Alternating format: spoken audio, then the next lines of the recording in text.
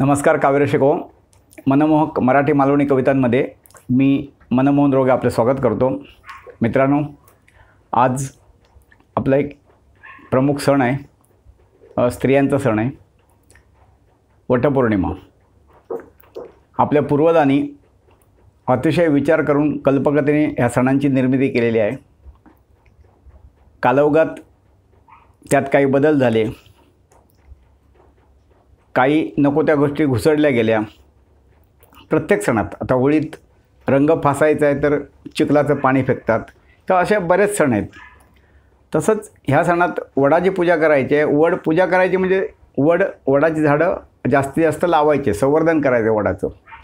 पण त्याचं झालं असं की शॉर्टकट झालं, त्यात वडाच्या फांद्या तोडून त्याच घरात आणून पुजतात। म्हणजे हे सणाच्या विपरीत झालं, जे हवं होतं घडायला त्याच्या विपरीत झालं।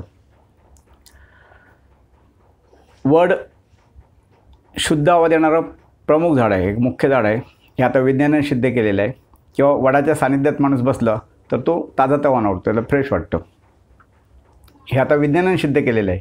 त्यामुळेच अशा प्रत्येक सणाचं जर बघितलं, त्याची कारणं बघितली तर खरोखर तुम्हाला आश्चर्य वाटेल, इतके ते सण कल्पकतेने बसवलेले आहेत।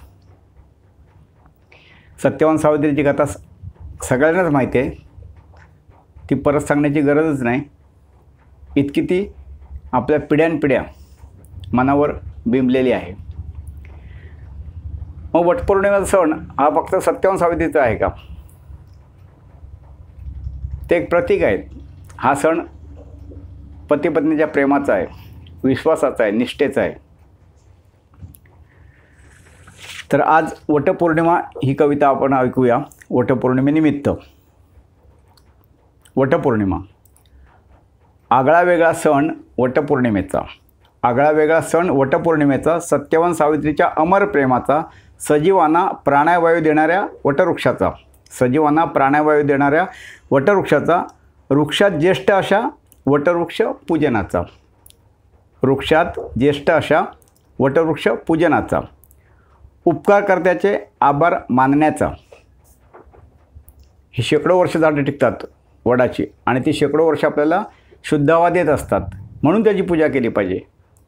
आपल्या हिंदू धर्माची संस्कृती, आपण दगडसुद्धा पूजतो, मातीसुद्धा पूजतो, पशु पक्षी झाडं पेडं सगळं पूजतो। जे आपले उपकार करतात त्यांना त्यांचं आपण पूजन करतो, त्यांची एक कृतज्ञतापूर्वक पूजन करतो। तोच हा प्रकार आहे। उपकारकर्त्याचे आभार मानण्याचा, प्राणीमात्रांना अभय देणाऱ्या वृक्षमित्राचा, कृतज्ञतेने पूजन करणाऱ्या संस्कृतीचा, पतिव्रतेचे महत्त्व सांगणाऱ्या सुवासिनींचा, पतिपत्नी धर्माच्या महतीचा। हा सण पतिपत्नी धर्माच्या महतीचा, एक दुसऱ्यावरील विश्वासाचा, प्रेमाचा निष्ठेचा सचोटीचा, प्रेमाचा निष्ठेचा सचोटीचा, परस्परांसाठी लागणाऱ्या त्यागाचा, पर्यावरणाची महती पटवण्याचा, पर्यावरणाची महती पटवण्याचा, वृक्षसंगोपन